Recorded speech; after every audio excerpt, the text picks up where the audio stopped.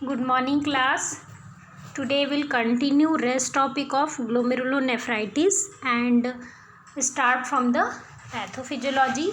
So due to all etiological factor, for example autoimmune disease, any type of injury during any type of surgery of lower abdomen, or any type of strep throat infection, any systemic infection, any immune suppressive condition like HIV, or any gastrointestinal infection. So due to all type of condition which can precipitate the condition of glomerulonephritis, which leads to cellular proliferation. Cellular proliferation, it is increase in number of cell in the glomerular tuft. Tuft means, tuft का मतलब होता है गुच्छा, है ना. तो क्या होने लगता है, सेलुलर प्रोलिफरेशन एबनॉर्मल हो जाता है, यानी कि एबनॉर्मल नंबर में जो ग्लोमेरुलर जो टफ्ट है उसके जो सेल्स हैं वो क्या होने लगते हैं, साइज नंबर में इंक्रीज होने लगते हैं because of proliferation of endothelial, mesangial and epithelial cells. ऐसा क्यों होता है, क्योंकि जो ग्लोमेरुलर टफ्ट में जो सेल्स हैं, एंडोथीलियल सेल्स, मेसेंजियल, ऑलरेडी मैं मेसेंजियल क्या होता है, मेसेंजियम, इसके बारे में आप लोगों को कल बता चुकी हूँ. तो mesangial, endothelial and epithelial cells, इनके एबनॉर्मल प्रोलिफरेशन यानी कि इनके नंबर में इंक्रीज होने की वजह से एबनॉर्मल प्रोलिफरेशन स्टार्ट होता है in the glomerular tuft. Tuft का मतलब होता है गुच्छा.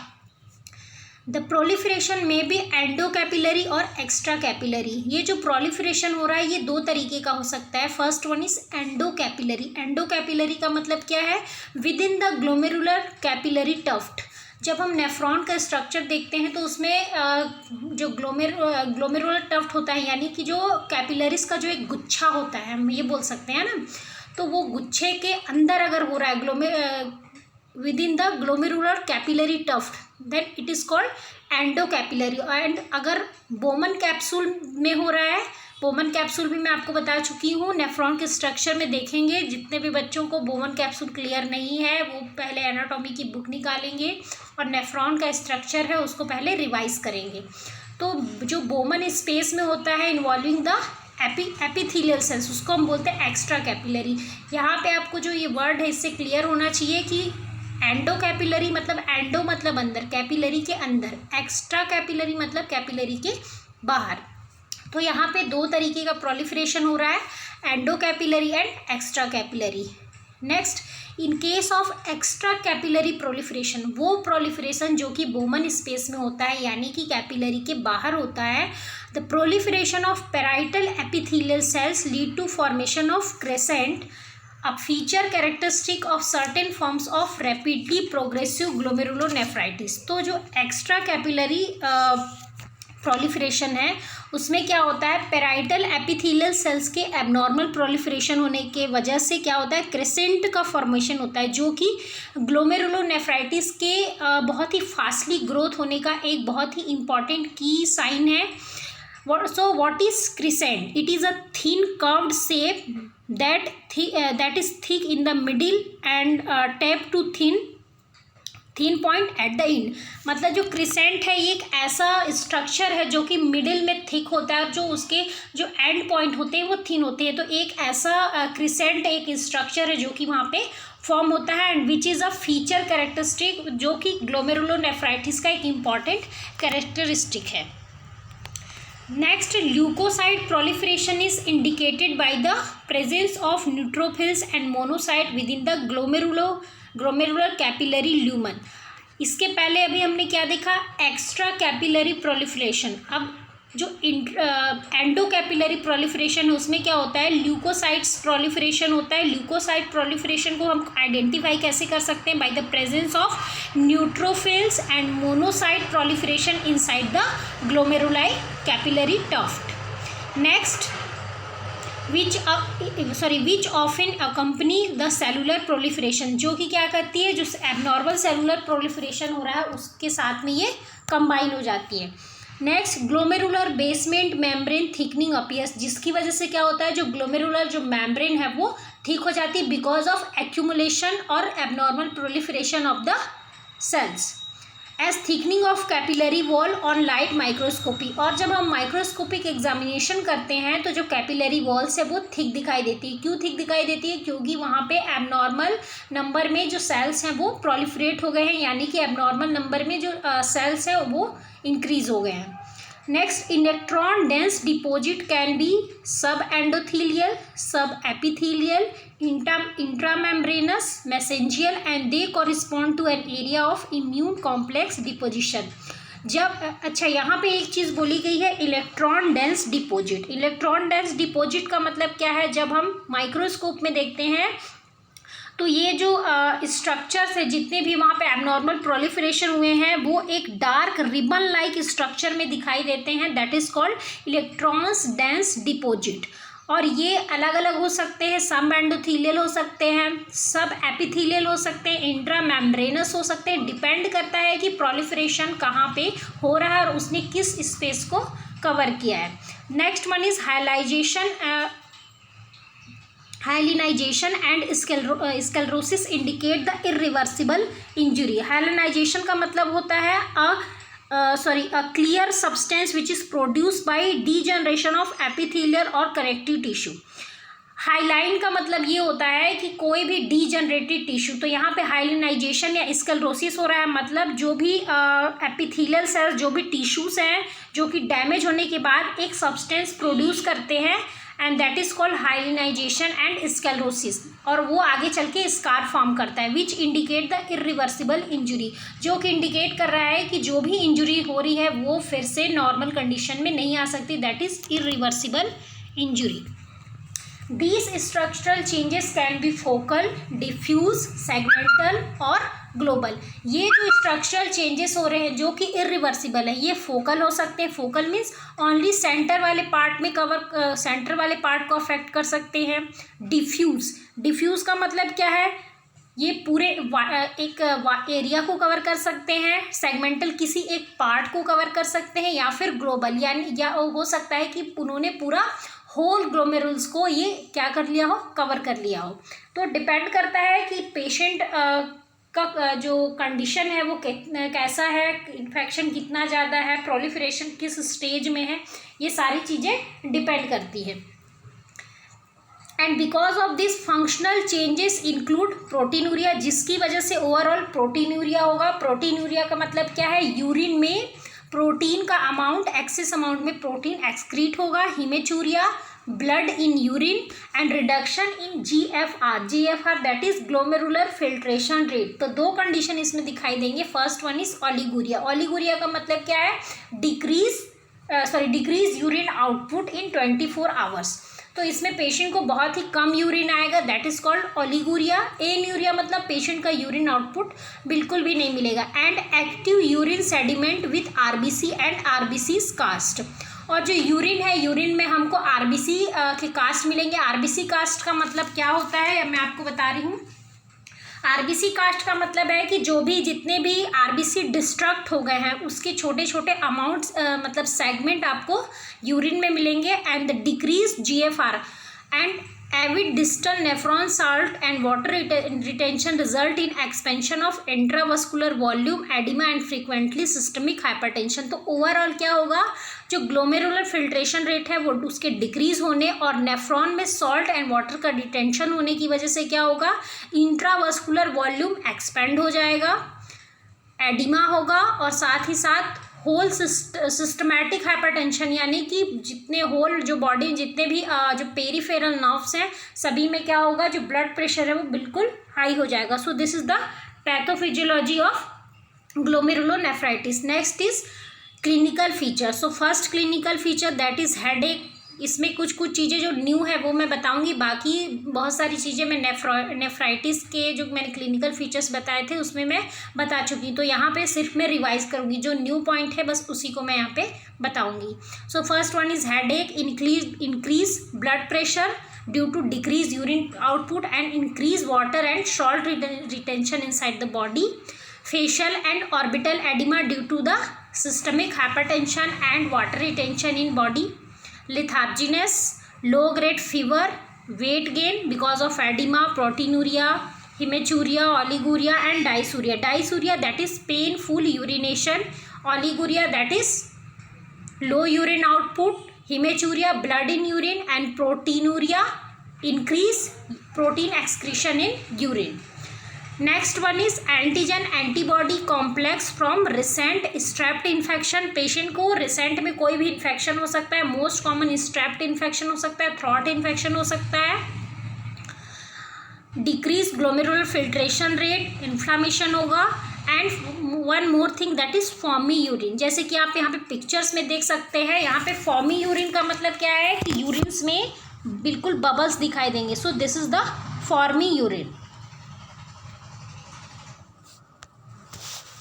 Early symptoms of acute glomerulonephritis.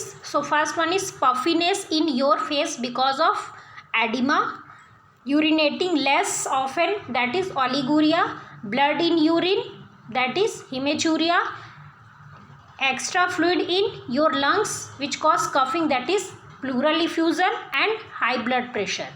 Early symptom of chronic glomerulonephritis, first one is excess protein and blood in urine, that is hematuria and proteinuria. High blood pressure, swelling in ankles and face, that is facial edema and ankle edema. Frequent night time urination. Babli और फॉर्मी urine, जो मैंने अभी फॉर्मी urine जो बताया कि इसमें आपको यूरिन्स में बबल्स दिखाई देंगे. Abdominal pain and frequent nose bleed. So this is the clinical features of acute glomerulonephritis and chronic glomerulonephritis. Another clinical features are same like nephritis, like hematuria, periorbital edema, fever, hypertension, oliguria, fluid overloaded, cerebral symptoms. तो ये सारे जो features हैं ये already मैं आपको बता चुकी हूँ. Next one is diagnosis and investigation. So first we will take the history of the patient regarding any disease like diabetes mellitus, amyloidosis, systemic lupus erythematosus, that is autoimmune disease. Other familial condition like if any type of family history of glomerulonephritis. and also check for the symptoms like reduced appetite, fatigue, weight gain, edema.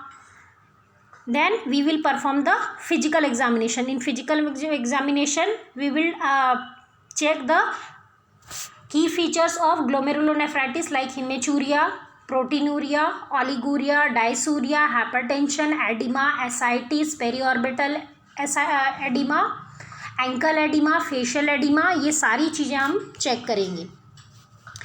Another diagnosis, ये भी मैं आपको सिर्फ अभी revise कर रही हूँ क्योंकि मैंने नेफ्राइटिस के टाइम की जब क्लासेस ले रही थी तो उसमें मैंने आपको ऑलरेडी एक्सप्लेन किया है. Streptozyme test, urine test, blood test, imaging test, kidney biopsy. Next one is complication. So first is acute kidney failure and second one is chronic kidney disease. Already यहाँ पे क्या है, एबनॉर्मल प्रोलिफरेशन हो रहा है glomerular tuft में, जिसकी वजह से ग्लोमेरुलर फिल्ट्रेशन रेट है वो क्या है, धीरे धीरे डिक्रीज होता जा रहा है. So overall it leads to kidney damage and kidney failure. Next one is high blood pressure due to systemic hypertension and increase water retention and salt retention inside the nephron. Nephrotic syndrome. Within this syndrome, too much protein in urine result in too little protein in blood, and it can be associated with high blood cholesterol, swelling, that is edema of eyelid, feet and abdomen. Next is management. So first is monitoring. हमको patient को क्या करना है, closely monitor करना है for the sign of glomerulonephritis, that is haematuria, oliguria, oedema, hypertension and congestive heart failure. Daily record करना है, क्या क्या चीज़ें रिकॉर्ड करनी है, oedema, conscious level, weight, heart rate, respiratory rate, blood pressure, that is vital of the patient, fluid intake and urine output बिल्कुल important है. ये भी चीज़ हमको डेली रिकॉर्ड करना है. The kidney function test must be monitor at the regular interval पे. Patient के रेगुलर इंटरवल पे किडनी फंक्शन टेस्ट या रीनल फंक्शन टेस्ट करना है. Then advise the patient to take bed rest, proper position, make the patient lie in proper up position and provide oxygenation. Diet should be arrange with restriction of protein and salt and fluid intake. Already यहाँ पे patient को क्या हो रहा है, diet में क्या क्या चीज़ें इंक्लूड करनी है, protein, salt and fluid intake. Already यहाँ पे पेशेंट को क्या हो रहा है, डाइट में क्या क्या चीज़ें इंक्लूड करनी है, protein, salt and fluid intake. Salt का रिटेंशन हो गया है, ऑलरेडी बॉडी में एडिमा है, तो यहाँ पे हमको क्या करना है, पेशेंट को क्या बोलना है कि आप सॉल्ट और जो फ्लूइड इनटेक है वो आपको अवॉइड करना है, साथ ही साथ प्रोटीन का भी रेस्ट्रिक्शन करना है। ऑलरेडी यहाँ पे क्या हो रहा है, क्योंकि प्रोटीन ऑलरेडी यूरिन में एक्सक्रीट आउट हो रहा है। Till oliguria and increase blood urea level persist, जब तक कि ओलिगुरिया कंट्रोल नहीं हो जाता, यानी कि पेशेंट का यूरिन आउटपुट हमको अच्छा ना मिले। Carbohydrate containing food to be allowed freely, तो ये सारी चीज़ें डाइट के लिए। फ्लूइड इनटेक हमको देखना है, डेली वेट रिकॉर्ड करना है पेशेंट का। Fluid balance, regular measurement of vital science, body weight, intake and output is essential to monitor the disease progress and detect the complication. Daily weight a record of daily weight is necessary. Sodium and water restriction very important है इसमें। and in the children the water allowed is equivalent to the calculated insensible loss plus the volume of urine excreted. Children के case में हम उनको water allowed करते हैं, ये depend करता है कि उनका यूरिन आउटपुट कितना है। डायरेटिक्स देना है to improve the urine output, यानी कि ओलिगुरिया को ट्रीट करने के लिए अब जैसे ही हम डायरेटिक्स देते हैं पेशेंट का यूरिन आउटपुट इंक्रीज होता है। Fluid restriction is needed in case of acute renal failure when urine output is diminished. Fluid restriction की जरूरत कब रहती है, जब पेशेंट एक्यूट रीनल फेलियर वाला है और उसका यूरिन आउटपुट हमको बिल्कुल भी नहीं मिल रहा है। Another management that is plasmapheresis. It is another method to reduce the immune triggered inflammation, that is plasmapheresis. This process remove the fluid part of the blood which is called plasma and replace it with the intravenous fluid or donated plasma that contains no antibody. जैसे कि मैंने आपको causes में बताया था, इसमें क्या होता है, ऑटो इम्यून जो डिसीज़ होते हैं जिसकी वजह से बॉडी सेल्फ के जो किडनी के जो सेल्स हैं उनके अगेंस्ट एंटीबॉडी प्रोड्यूस करने लगती है। तो इसमें हम क्या करते हैं, ब्लड से सारे जो प्लाज्मा है उसको रिमूव करते हैं और उसमें दूसरा प्लाज्मा हम इंट्रोड्यूस करते हैं, एडमिनिस्टर करते हैं, जिसमें कि नो एंटीबॉडीज हो, जिससे कि जो किडनी के सेल्स डिस्ट्रक्ट हो रहे हैं, डैमेज हो रहे हैं, उनको हम प्रिवेंट कर सकें। सो this is the plasmapheresis. treating chronic kidney disease or kidney failure in severe cases that cannot be improved with another treatment.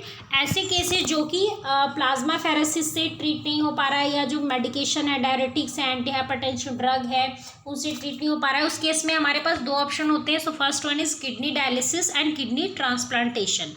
Kidney dialysis a treatment that takes over part of the kidney's job and remove the waste product from the body. इसमें हम क्या करते हैं, waste product जो है वो जो kidney के थ्रू एक्सक्रीट आउट नहीं हो पा रहे हैं उनको हम डायलिसिस के हेल्प से एक्सक्रीट आउट करते हैं। And the kidney transplantation where a healthy kidney from a donor is surgically implanted to replace the own kidney. Medical management में सबसे पहले हम यहाँ पे ऑलरेडी स्ट्रेप थ्रोट का इन्फेक्शन है, पेशेंट को बैक्टीरियल इन्फेक्शन है, तो हम एंटीबायोटिक प्रेफर करेंगे। Then diuretics to improve the urine output, angiotensin receptor blocker to reduce the increase blood pressure and to treat the hypertension. Vasodilator भी same यहाँ पे वही काम कर रहा है। ये क्या कर रहा है, हमारे कार्डियक आउटपुट को इम्प्रूव करेगा और हाइपरटेंशन से पेशेंट को रिलीव करेगा। Calcium channel blocker, angiotensin converting enzyme like captopril, lisinopril, perindopril and calcium channel blocker like यहाँ पे और भी देख सकते हैं, जैसे कि एम्लोडिपिन हो गया, निफिडिपिन है ना, तो ये सारे जो कैल्शियम चैनल ब्लॉकर इनको भी हम यूज़ कर सकते हैं to depress the impulse formation and conduction velocity and to improve the cardiac output. Next one is nursing management. Nursing management भी सेम है जो मैंने नेफ्राइटिस में पढ़ाया था, तो मैं इसको रिपीट नहीं करूँगी, ओनली मैं रीड आउट कर रही हूँ। So firstly in nursing assessment we will perform the physical examination, assess the weight, intake, output, take the vitals of the patient, assess the breathe sound. Nursing diagnosis, first one is ineffective breathing pattern related to inflammatory process, altered urinary elimination related to decreased bladder capacity or irritation secondary to infection, excess fluid volume related to decrease in regulatory mechanism within the potential of water, risk of infection related to decrease in the immunological defense, Imbalanced nutrition less than body requirement related to anorexia, nausea and vomiting. Risk for impaired skin integrity related to edema and pertussis. Hyperthermia related to the ineffectiveness of thermoregulation secondary to infection. And the nursing intervention, that is bed rest should be advised to the patient, prevent from the infection, monitor intake output, monitor fluid intake, monitor weight, monitor blood pressure, take vitals, monitor urine characteristic, for especially for the proteinuria, hematuria and oliguria.